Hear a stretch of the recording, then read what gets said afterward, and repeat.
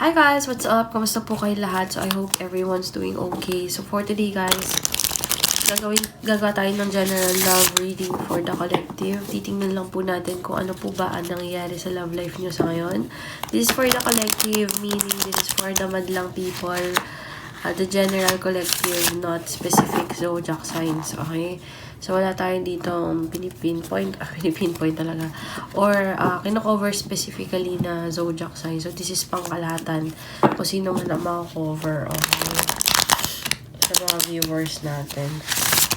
Only take what resonates, leave what doesn't. Also, please don't forget to click like, share, and subscribe.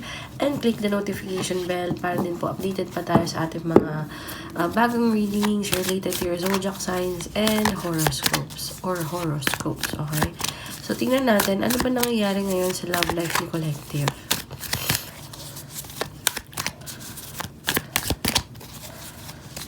Ano ba nangyayari ngayon sa love life ni Collective? Wait lang. Ano nangyayari ngayon sa love life ni Collective?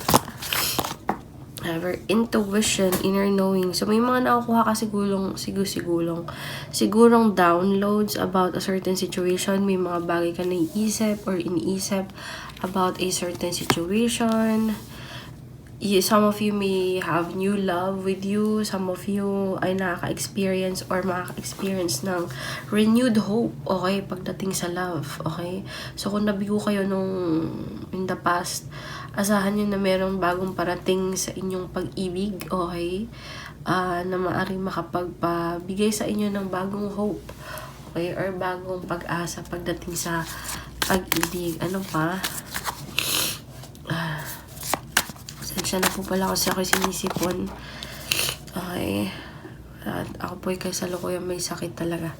Ayan. So, you have here as well friends or influences. Some of you, your friends could be influencing your love life. Maaaring ina-advisean kayo ng friends nyo about your love life. Or may direct impact nga ang friends sa inyong love life. Okay? Alright. Okay, let's try to check what's going on sa love life ni Collective. Ano po ba? Check muna natin ano ba nangyari sa recent past. Ano nangyari sa recent past ni Collective? Ano nangyari sa recent past ni Collective? You have your judgment card. This is someone from your past. Okay, so meron kang karelasyon in the past na maaaring nabutol yung connection nyo, nawala yung connection nyo. 8 of Pentacles. Nangyari in the recent past. Maaaring yung person na to gusto ng new beginning with you. Could be a Taurus, Virgo, Capricorn as well. Maaaring napag-desisyon na ng person na to na they want you back. Gusto nilang bumalik towards you. Because they find you pretty, they find you attractive, or maaaring may mga nakita sila sa social media mo na you look good. You look pretty, you look gorgeous, ganyan. You're getting the attention of other people. Because the Queen of Wands is a very beautiful queen. Ganyan, no? In the spotlight and getting the attention of other people. So, maaaring they wanna be with that energy as well na nagbibigay towards you. What else is in the past? Two of Cups. So, gusto nila ng relationship, gusto nila lang yung beginning in love, gusto nilang i-heal yung relationship nyo. You could be dealing specifically with a Cancer, Pisces, Scorpio, or a Gemini, or Aries, Leo, or Sag, or an Aquarius. Okay? So, this person wants to come back. Okay? This person is definitely someone from your past. Okay? Can you please describe the person more? 8 of Swords. So, this person could be not making any move towards you either right now or even in the past. Kasi this person is mentally trapped in their head. Like, paano ko ba gagawin yun? Ano bang gagawin ko? Or maybe this person is also kind of like parang restricted in some way na kumilos towards you. And sa nakikita ko dito, ang dami kasi swords eh. So, parang feeling ko restricted siya. meron nakabantay sa kanya or maaaring merong mga either policies talaga, para mga restrictions, mga ibang mga rules or dahilan para hindi siya makamove forward towards you. What else? As to sino tong person na to? King of Wands could be a fire sign. This person could be much mature than you are. Okay? Or maybe mature lang yung energy niya. I always see the King of Wands as someone na could be a player. Okay? Ang Knight of Wands and King of Wands for me the same lang. Nagkaiba lang sila ng possible age. Okay? Kasi ang Knight, mga binatilyo yan. Mga 20s, pa 20s, 25, ganyan. Pero ito, pili ko mga 30s to 40s, ganyan. Okay? So, maaaring merong gustong mangyari itong person nga na ito. Meron silang tina-target. Meron silang parang gustong mangyari sa connection nyo. 3 of Wands. So, they want expansion. They want to turn the pages na between the both of you. Like, for example, hindi nag-move doon. Gusto nila na forward movement towards you. Pero wala naman silang ginagawa. It's like they feel restricted. Okay? Or maaaring gusto nilang gawin pero hindi nila magawa. Yeah, they see you as their soulmate. Or this person was once your soulmate. The Lover's card could also be a Gemini. This person wants parang harmony with you. Partnership with you. Okay, gusto na ng person na to talikuran yung old phase ng buhay nyo or ng connection nyo and magpunta dito sa Lover's card or sa towards partnership. Okay, how about in the present? Ano nangyayari kay collective? Ace of Pentacles. Okay, may sinisimulan kang bago. Could be dealing with a Taurus, Virgo, or Capricorn. This person, kung sino man to, maybe a new person, okay, na you see this person as kind of like a ray of sunshine or ray of hope. Kaya siguro yung card kanina is renewed hope. Kasi parang, siguro after like storm in your love life, may bago kang pag-ibig na parating or parang binigyan ka ng sense of renewed hope ng person na ito sa pag-ibig. Like, maaring malayo siya sa partner mo dati, maaring malayo siya sa kilos ng partner mo dati, sa naibibigay ng partner mo dati. Ganon. What's going on as well with the present? What else is going on with the present?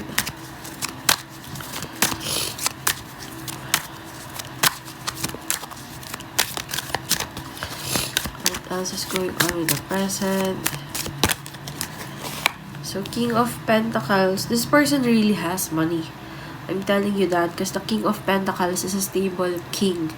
Okay, this person is also loyal, faithful, very committed. Okay, especially through his devotion and actions. Okay, this person could be showering you with gifts kasi that's what's the King of Pentacles is all about as well.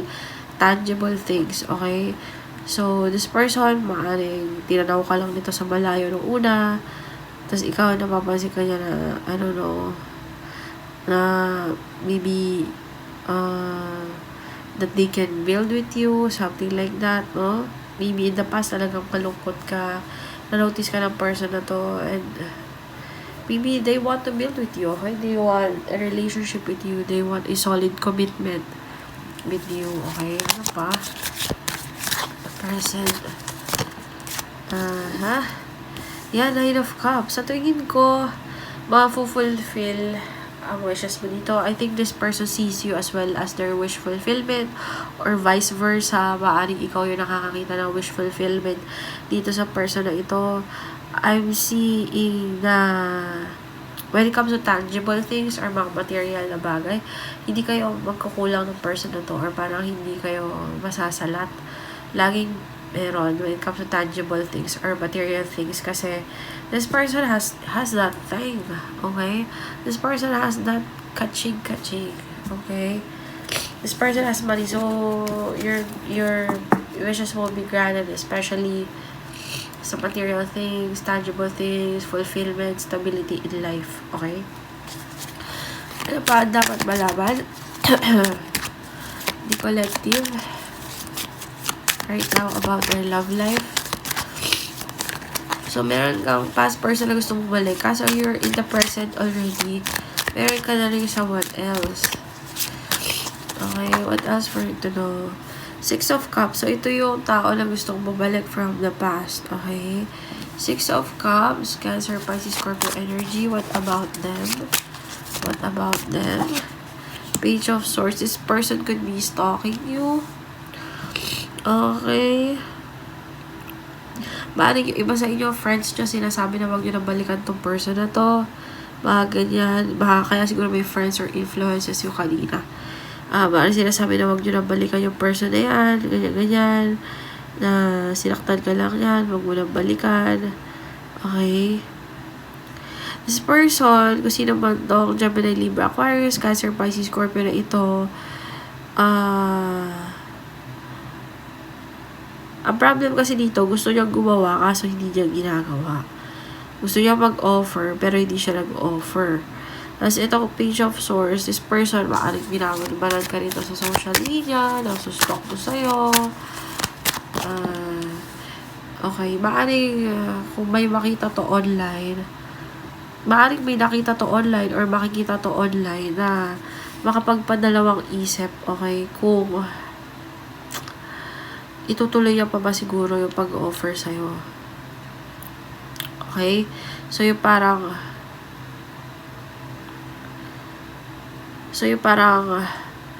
may naiisip to person na to na baka may iba ka lang or baka may pinorso ka na ng ibang tao, masaya ka na sa iba, gano'n. And what else? Ano pa dapat nilang malaman?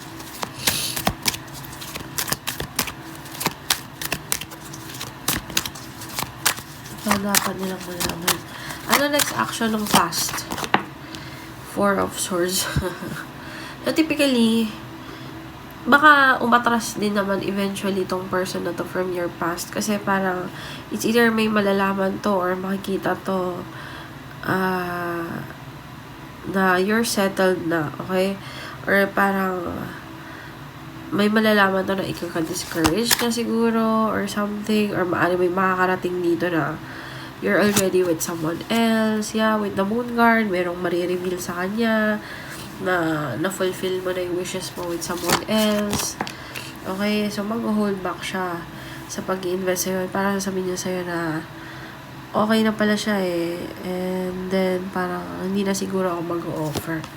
Okay? Page of Cups with the Wheel of Fortune. So, mag-hold back siya sa tuloy-tuloy. Okay? Sa maaring pag-renew ng love life nyo, gano'n, or pagtupad ng wish niya na i-heal yung situation niya sa love. Okay? Ano naman may expect pa ni collective dun sa bago? Okay? Wow! Gaganda ng cards, guys. Ten of Pentacles. The Sun. Okay. And the Six of Pentacles. So, expect stability dito sa person na to. Sa new person na to, guys. Okay? Taurus, Virgo, Capricorn, could also be a Leo. Okay, napakaganda ng card. So, this person has the capacity to love you, to be devoted to you. This person has the capacity na bigay sa'yo yung mga bagay na deserve mo, ganyan. You could also have children with this person eventually. I'm seeing you building with this person. I'm seeing you very satisfied and fulfilled, happiness. Okay, bliss with this person. Talaga naman magiging masaya lang kayo. Talaga bibigyan nila kayo ng parang, alam mo yun, na parang akala mo hindi na mangyayari pa, pero mangyayari. And mutual equal give and take. Okay, equal give and take. Kasi nga diba, love is, it takes two to tango. So, talaga, ibibigay ng person na to yun. Okay? So, talaga, parang nakikita dito na ibibigay nila yung deserve mo, ibibigay nila yung nararapat para sa'yo, ibibigay nila yung hindi mo nakuha noon sa past person mo is makukuha mo with this person. Okay? Last piece of advice for our collective regarding their love life. Anything else? Justice card. So, there will be harmony, balance, Magician card. What else? The Devil card. So, So, masa-serve ang justice regarding a situation na parang alam mo yun, iniwan ka, you were left out in the cold. Parang iniwan ka sa ere, nakaranas ka ng stagnation sa love life mo, nakaranas ka ng lies, toxicities, ganyan. Dahil sa lies, toxicities, codependent behaviors, nakaranas ka ng parang feeling mo talagang parang nawalad ka or parang nasayang lang yung mga pinaghirapan mo. Maybe this is with the past kasi could also be dealing with a Libra, Aries, Virgo, and Gemini, Capricorn, Taurus, Virgo. Okay. Sinasabi nila magkakaroon ng balance and equality with regards to a situation. Parang feeling ko matagal-tagal mo rin ininda. Okay? So, okay, yun lang naman guys. So, thank you so much for watching. I hope you enjoyed the reading. Please don't forget to give this video a like, share, and subscribe. And see you on our next readings, guys. Bye!